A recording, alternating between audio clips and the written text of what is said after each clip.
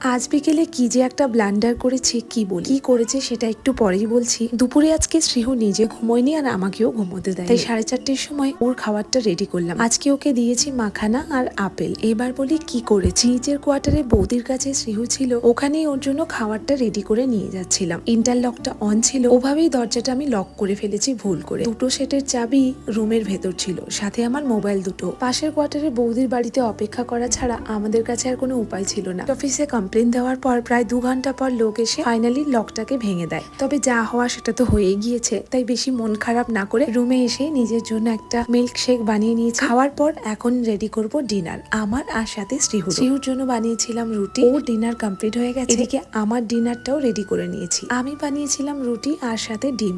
মানুষ তো ভুল থেকেই শিক্ষা নেয়, আমিও এরপর চাবিটা নিজের কাছে রাখা নিয়ে বেশ সতর্ক থাকবো। এদিকে আমার ডিনার কমপ্লিট, এখন টুকিটাকি কাজগুলো সেরে ঘুমোতে যাওয়ার পালা।